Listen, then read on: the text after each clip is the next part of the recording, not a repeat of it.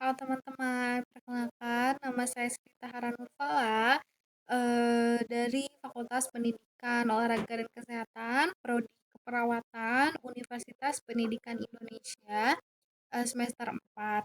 Di sini saya akan menjelaskan mengenai konsep epidemiologi, mengenai sejarah dan konsepnya. Diharapkan penjelasan saya bisa membuat mengerti. Selamat menyaksikan. Sekarang kita masuk ke sejarah epidemiologi.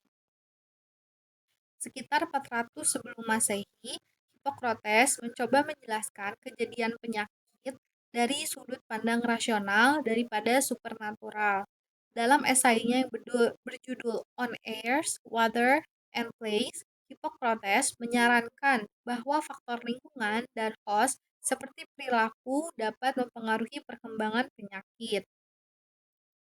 Pada tahun 1662, kontributor awal epidemiologi lainnya adalah John Brown, seorang pedagang kelontong London dan anggota dewan yang menerbitkan analisis penting dari data kematian pada tahun 1662.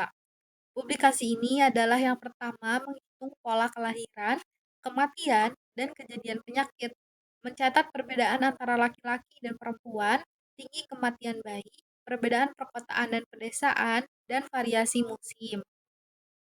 Pada tahun 1800, William Farr mengembangkan karya Ground dengan mengumpulkan dan menganalisis statistika kematian Inggris secara sistematis. Farr, yang dianggap sebagai bapak statistik dan pengawasan vital modern, mengembangkan banyak praktik dasar yang digunakan saat ini dalam statistik vital dan klasifikasi penyakit. Dia memusatkan upayanya untuk mengumpulkan statistik vital, mengumpulkan dan mengevaluasi data tersebut, dan melaporkan kepada otoritas kesehatan yang bertanggung jawab dan masyarakat umum. Pada tahun 1854, pada pertengahan 1800-an, seorang ahli anestesi bernama John Snow melakukan serangkaian penyelidikan di London yang menjamin dia dianggap sebagai bapak epidemiologi lapangan. 20 tahun sebelum pengembangan mikroskop, Snow melakukan penelitian tentang wabah kolera untuk menemukan penyebab penyakit dan mencegah kekambuhannya. Karena karyanya menggambarkan urutan klasik dari epidemiologi deskriptif hingga pembuatan hipotesis hingga pengujian hipotesis, epidemiologi analitik, hingga aplikasi, dua penyelidikannya akan dijelaskan secara rinci sebagai berikut. Snow melakukan salah satu studinya yang sekarang terkenal pada tahun 1854 ketika epidemi kolera meletus di lapangan emas London. Ia memulai penyelidikannya dengan menentukan di mana di daerah ini orang-orang yang menderita kolera tinggal dan bekerja. Dia menandai setiap tempat tinggal pada peta wilayah seperti yang ditunjukkan pada gambar setelah slide berikut ini. Saat ini, peta jenis ini yang menunjukkan distribusi kasus secara geografis disebut peta titik. Berikut ini adalah contoh peta titik yang dikerjakan atau dilakukan oleh John Snow ketika ia menandai akibat dari kolera saat itu yang menjadi pandemi. Karena Snow percaya bahwa air merupakan sumber penularan kolera, ia menandai lokasi pompa air di peta tempatnya. Kemudian mencari hubungan antara sebaran rumah tangga dengan kasus kolera dan lokasi pompa. Dia memperhatikan bahwa lebih banyak rumah tangga kasus berkerumun di sekitar pompa A, pompa Broad Street, daripada di sekitar pompa B dan C. Ketika dia menanyai penduduk yang tinggal di daerah alun-alun emas, dia diberitahu bahwa mereka menghindari pompa B karena sangat terkontaminasi dan bahwa pompa C terletak terlalu tidak nyaman bagi kebanyakan dari mereka. Dari informasi ini, Snow menyimpulkan bahwa pompa Broad Street pompa A adalah sumber utama air dan kemungkinan besar sumber penularan bagi kebanyakan penderita kolera di kawasan Golden Square. Dia mencatat dengan rasa ingin tahu, bagaimanapun bahwa tidak ada kasus kolera yang terjadi di daerah dua blok di sebelah timur pompa Broad Street. Setelah menyelidiki, Snow menemukan tempat pembuatan bir yang terletak di sana dengan sumur yang dalam di tempat itu. Pekerjaan pembuatan bir mendapat air dari sumur ini. dan juga menerima porsi harian minuman keras malt. Akses ke jatah yang tidak tercemar ini dapat menjelaskan mengapa tidak ada karyawan tempat pembuatan bir yang terjangkit kolera. Untuk memastikan bahwa pompa Broad Street adalah sumber epidemi, Now mengumpulkan informasi dari mana penderita kolera memperoleh air. Konsumsi air dari pompa Broad Street adalah salah satu faktor umum di antara pasien kolera. Setelah Snow mempresentasikan temuannya kepada pejabat kota, pegangan pompa dilepas dan wabah berakhir. Situs pompa sekarang ditandai dengan sebuah plakat yang dipasang di dinding di luar John Snow Pub. Berikut ini adalah gambaran dari John Snow Pub yang ada di London. Ini bisa kita kunjungi apabila kita pergi ke London. Abad ke-9 dan ke-20, pada pertengahan dan akhir 1800-an, metode epidemiologi mulai diterapkan dalam penyelidikan kejadian penyakit.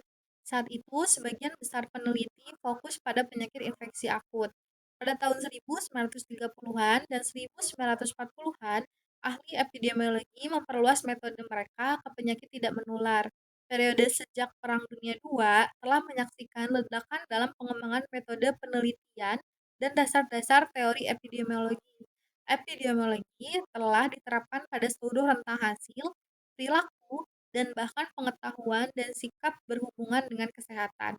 Studi oleh Doe and Hill yang menghubungkan kanker paru-paru dengan merokok, dan studi tentang penyakit kardiovaskular di antara penduduk Framingham, Massachusetts, Massachusetts adalah dua contoh bagaimana peneliti perintis telah menerapkan metode epidemiologi pada penyakit kronis sejak Perang Dunia II. Selama tahun 1960-an dan awal 1970-an, petugas kesehatan menerapkan metode epidemiologi untuk memberantas cacar yang terjadi secara alami di seluruh dunia. Ini merupakan pencapaian dalam epidemiologi terapan dengan proporsi yang belum pernah terjadi sebelumnya. Pada 1980-an, epidemiologi diperluas ke studi tentang cedera dan kekerasan. Pada tahun 1990-an, bidang terkait epidemiologi molekuler dan genetik, perluasan epidemiologi untuk melihat jalur, molekul, dan gen tertentu yang mempengaruhi resiko berkembangnya penyakit berakar. Sementara itu, penyakit menular terus menjadi tantangan bagi para ahli epidemiologi ketika agen infeksi baru bermunculan.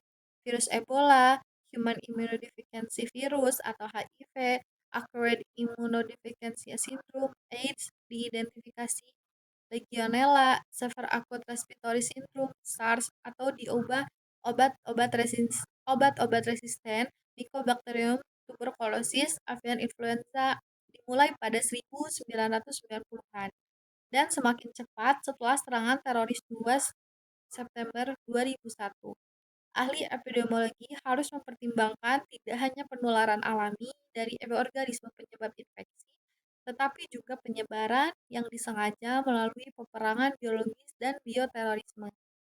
Saat ini, petugas kesehatan masyarakat di seluruh dunia menerima dan menggunakan epidemiologi secara teratur untuk menandai kesehatan komunitas mereka dan untuk memecahkan masalah sehari-hari, besar ataupun kecil. Definisi epidemiologi menurut Hankins dan Buring tahun 1987 yaitu the study of the distribution and determinants of disease frequency in human population. Lalu menurut Gordins 2004 yaitu the study of how disease is distributed in population and factor that influence or determine this distribution. Lalu menurut Harkness, the study of the distribution and determinants of state of health and illness in human population. Menurut Friedman, the study of disease occurrence in human population. Tujuan epidemiologi menurut Gordon tahun 2004 yaitu untuk mempelajari penyebab penyakit dan faktor resiko, untuk menentukan seberapa jauh penyakit ditemukan di masyarakat, untuk mempelajari riwayat alami dan prognosis penyakit, untuk mengevaluasi tindakan pencegahan dan pengobatan yang ada dan baru, untuk menentukan dasar pengembangan keputusan publik dan membuat keputusan regulasi terkait masalah lingkungan. Lalu ada tujuan epidemiologi menurut Harkness tahun 1995 untuk mencegah atau membatasi konsekuensi penyakit dan keterbatasan pada manusia dan untuk meningkatkan keadaan sehat. Lalu di sini ada epidemiologi komponen, yaitu ada disease frequency, the distribution of disease, and the determinants of disease. Yang pertama yaitu disease frequency. Disease frequency is availability of quantification of the existence or occurrence of disease, mortality, and morbidity. Distribution of disease yaitu who is getting the disease within a population, where and when the disease is occurring in terms of person, place, and time. Lalu ada the determinant of disease yaitu derived from two component, disease frequency and distribution of disease necessary to test an epidemiologic hypothesis dealing with epidemiologic trade model, host, agent, environment. Di sini terdapat trade model of epidemiologi, terdapat agen, penjamu, dan lingkungan atau biasa disebut agen, host, and environment. Idealnya, agen, penjamu, dan lingkungan berada dalam setara, lingkungan ada di tengah, agen dan penjamu ada pada garis lurus, tidak bersimpangan seperti pada contoh C, D, B, ataupun A. Lalu di sini ada faktor penyebab penyakit, karakteristik host. Di antaranya ada usia, jenis kelamin, ras, agama, pekerjaan, profil genetis, status perkawinan, latar belakang, keluarga, penyakit sebelumnya, dan juga status imun. Untuk tipe agen itu ada biologis seperti bakteria, virus, kimia, racun, alkohol, rokok, fisik yaitu trauma, radiasi ataupun api, nutrisi yaitu kekurangan dan juga kelebihan. Faktor lingkungan diantaranya ada temperatur, kelembapan, kepadatan, perumahan, tetangga, air, makanan, radiasi, polusi udara, ataupun kemiskinan. Itu dia penjelasan saya tentang konsep epidemiologi dan juga sejarahnya. Semoga bisa dapat dimengerti semua penjelasannya. Sekian dari saya. Wassalamualaikum warahmatullahi wabarakatuh.